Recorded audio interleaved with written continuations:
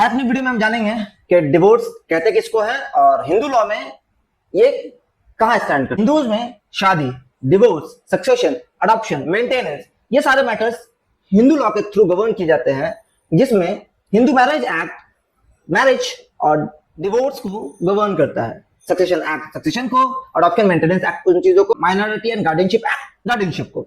तो आज अपने इस वीडियो में हम जानेंगे डिवोर्स के बारे में और हिंदू लॉ में हिंदू मैरिज एक्ट का कौन सा सेक्शन, डिवोर्स के क्या क्या ग्राउंड्स हैं हिंदू लॉ में। पहले चीज section 13 of Hindu marriage act 1955 तलाक यानी डिवोर्स को गवर्न करता है, डिवोर्स के ग्राउंड्स को बताता है, एक्सप्लेन करता है। लेकिन सबसे पहली चीज गवर्न करता है, हिंदूज में कॉन्सेप्ट ऑफ डिवोर्स नहीं था। हिंदूज में शादी 7 जन्मों का बंधन है, जहां एक औरत लाल जोड़े में अपने ससुराल आती है और डोली में आई हुई वो औरत अर्थी में ही उस घर से बाहर निकलती है। लेकिन 1955 में हिंदू मैरिज एक्ट के थ्रू और उससे पहले कोशिश की गई थी हिंदू कोड बिल में डिवोर्स के कॉन्सेप्ट को लाया जाए। देवर नीड तो हमेशा होती है और नीड को ही फुलफिल करता है लॉ। सोसाइटी में सोसाइटी की नीड्स को फुलफिल करने के लिए हम लॉ बनाते हैं, तो हिंदू मैरिज एक्ट भी उन्हीं नीड्स को फुलफिल करने के लिए बनाया गया। सेक्शन 13 उसका ही एक एग्जांपल है। सेक्शन 13 सबसेक्शन 1 बात करता है उन ग्राउंड्स के बारे में जो कि हस्बैंड और वाइफ दोनों के लिए अवेलेबल हैं, जिसके अंडर हस्बैंड और वाइफ तलाक ले सकते हैं। सेक्शन 13 सबसेक्शन 1 क्लॉज 1 बात करता है अडल्ट्री की। अडल्ट्री मींस अपने हस्बैंड या वाइफ के अलावा किसी और पर्सन के साथ सेक्सुअल रिलेशनशिप में जाना अडल्ट्री कहलाता है, ग्राउंड है फॉर डिवोर्स। इसके बाद सेक्शन 13 सबसेक्शन 1 क्लॉज 1A में बताया गया है क्रुएल्टी को। क्रुएल्टी मींस अगर हस्बैंड या वाइफ एक दूसरे पे अत्याचार करे, वो अत्याचार मेंटल हो या फिजिकल हो, अत्याचार इन द सेंस मारना, पीटना, टॉर्चर करना, तो ये ग्राउंड है डिवोर्स का और इसके तहत आप डिवोर्स मांग सकते हैं अगर आपके साथ ऐसा कुछ हो रहा है तो। सेक्शन 13 सबसेक्शन 1 क्लॉज 1 भी डिफाइन करता है डिजर्शन को। सबसे पहली चीज आप जाने डिजर्शन कहते हैं किसको है। डिजर्शन सिंपली मींस अपने हस्बैंड को या वाइफ को बिना किसी रीजन के छोड़ देना, और ये छोड़ देना 2 साल के लिए। अगर कोई वाइफ अपने हस्बैंड को बिना किसी रीजन बताए चली जाए घर छोड़कर और उसका पता ना हो वो कहां हो और वो 2 साल तक वैसे ही दूर रहे बिना किसी रीजन के, तो वो डिजर्शन है। हाँ, अगर रीजन है माँ बाप बीमार है, आपको रोक नहीं रही, आप जाइए उससे मिलिए, उसके माँ बाप की खिदमत करने दीजिए, तो वो डिजर्शन नहीं है। वाइफ का या हस्बैंड का बिल्कुल अपने पार्टनर स्पाउस की रिलेशनशिप मैंने जिंदगी से निकल जाना for 2 years it's amount to desertion. Desertion section 13 subsection 1 clause 1B में है डिफाइंड। और डिजर्शन जब भी होता है तो अग्री पार्टी जो कि बेचारा है, जिसके साथ गलत हो रहा है, वो बंदा 2 काम कर सकता है। आइदर वो जाए कोर्ट में और रेस्टिट्यूशन ऑफ कंजुगल राइट्स का केस करे और वाइफ को उसके साथ रहने के लिए कोर्ट के थ्रू प्रेशर डलवाए, या फिर वो तलाक के लिए मूव फॉरवर्ड कर सकता है। सेक्शन 13 सबसेक्शन 1 क्लॉज 3 डिफाइन करता है अनसाउंडनेस ऑफ माइंड को या मेंटल डिसऑर्डर को। अगर आपका पार्टनर मेंटली ठीक नहीं है, उसको अटैक्स आते हैं, वो पागल हो गया है, शादी का टाइम ठीक था बट उसके बाद हो गया, तो आप इसके लिए 2 काम कर सकते हैं। आइदर आप उस रिलेशन को मौका दे, ठीक करवाएं, या फिर आप उसको छोड़ दे, डिवोर्स दे दे। ऑप्शंस आपके पास है, लेकिन ये डिवोर्स का ग्राउंड है सेक्शन 13 सबसेक्शन 1 क्लॉज 3 में। सेक्शन 13 सबसेक्शन 1 क्लॉज 4 बात करता है लेप्रोसी की। अगर आपका पार्टनर लेप्रोसी यानी कोढ़ की बीमारी से मुब्तला है तो आप उसको तलाक दे सकते हैं।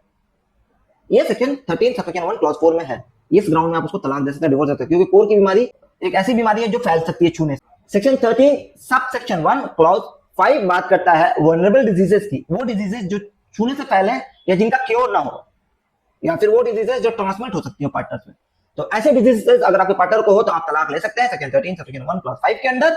सेक्शन 13 सबसेक्शन 1 क्लॉज 6 बात करता है रिनाउंसिएशन की, यानी अगर आपका पार्टनर दुनिया छोड़ दे, वो सब कुछ छोड़ दे, रिलीजियस ऑर्डर में चला जाए, दुनियादार बने, अगर आपका पार्टनर दुनियादारी छोड़ दे, साधु हो जाए, जाकर दुनिया से अलग होकर अपने आप को योगी बन जाए या रिलीजियस ऑर्डर में चला जाए, तो ये भी एक ग्राउंड है, आप कोर्ट जाएं और इस ग्राउंड पर तलाक ले सकते हैं।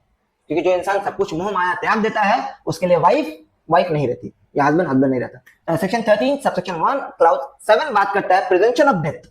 अगर आपका पार्टनर 7 सालों तक लापता हो जाए, उसका कुछ पता ना चले, most of the time army के केसेस में ऐसा होता है, वो वॉर फ्रंट में था, मर्चेंट नेवी में था, जहाज डूब गई ना, ऐसा चीज जहां पे उसका लाश भी ना मिले और उसका पता भी ना चले, तो आप 7 साल तक वेट करना होगा आपको, और उसके बाद आप जाकर कोर्ट के थ्रू तलाक ले सकते हैं। और अगर ये तलाक ले लेते हैं तो तलाक हो जाता है। अगर वो 10 साल बाद 12 साल बाद वापस आता है और आपने एक नई जिंदगी शुरू कर ली है, इन केसेस में पहली शादी तो नल एंड वाइड हो गई है, तो उसका आपको राइट नहीं होगा और आप अपनी जो जिंदगी नॉर्मल हो गई आपकी, आप उसके साथ कंटिन्यू कर पाएंगे। लेकिन अगर आप ये नहीं करते हैं और आप अपने आप में प्रेज्यूम कर लेते हैं, कोर्ट के थ्रू डिवोर्स नहीं लेते हैं, तो सेकंड मैरिज वॉइड हो जाएगी, क्योंकि आप बाइगमी कर चुके होंगे अगर आपने कोर्ट के थ्रू तलाक नहीं लिया अंडर सेक्शन 13 सबसेक्शन 1 क्लॉज 7 के तहत। Subsection 1 A divorce by mutual degree simply बात करता है कि भाई अगर दो पार्टनर्स हैं और दोनों अपनी मर्जी से अलग होना चाहते हैं, तो वो दोनों अलग हो सकते हैं नो फॉल्ट क्लाउज के तहत। तो हाँ, ये किया जा सकता है, म्यूचुअल डिवोर्स दिया जा सकता है सेक्शन 13(1)(a) के अंदर। ये 13(1) क्लाउज 1A नहीं है, ये 13 सबसेक्शन 1A है। अब हम बातें करेंगे उस ग्राउंड की जो ग्राउंड सिर्फ वुमेन्स के लिए, औरतों के लिए स्पेशल ग्राउंड है कुछ सेक्शन 13 सबसेक्शन 2 में, जिसमें पहला ग्राउंड है बाइगमी। तो कुछ ऐसा है कि ये एक्ट 1955 में आया, इससे पहले हिंदू मैरिज में बाइगमी इज अलाउड। तो 1955 से पहले एक हिंदू की एक ज्यादा वाइफ हुआ करती थी।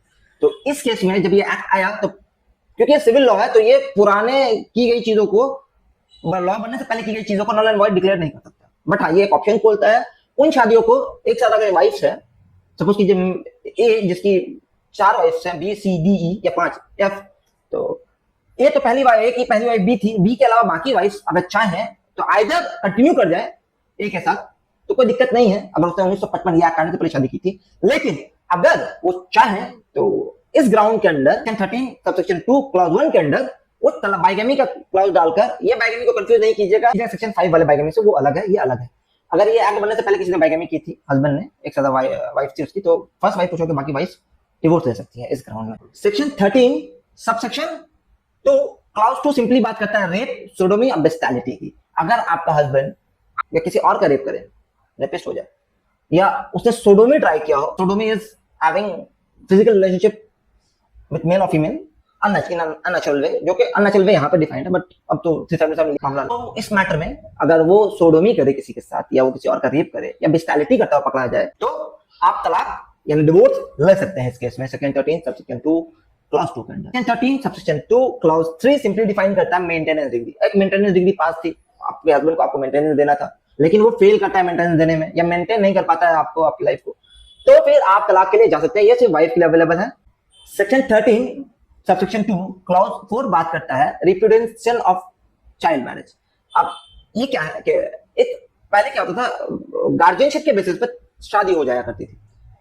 अगर ऐसी शादी हो जाती है कि किसी की 15 साल की उम्र में शादी कर दी जाए, 15 साल के बाद या 15 साल की उम्र में, तो वो 18 की होकर वो अपनी शादी के कॉन्ट्रैक्ट को तोड़ सकती है, अगर वो चाहे तो शादीशुदा रिश्ते से अलग हो सकती है अंडर सेक्शन 13 सबसेक्शन 2 क्लॉज 4 के अंदर। ये 4 क्लॉज अवेलेबल है वुमेन्स के लिए एक्सक्लूसिवली। ऐसे आपको डिवोर्स के ground under section 13 Hindu marriage act में जो है वो समझ में आए हो। अगर आपको हमारा वीडियो पसंद आया हो तो हमारे चैनल को सब्सक्राइब कर लें ऐसी कंटेंटफुल वीडियोस के लिए। हमारे इस वीडियो को लाइक कर दें और अपने दोस्तों के साथ इस कंटेंट को जरूर शेयर करें, हमें सपोर्ट करें। Thank you.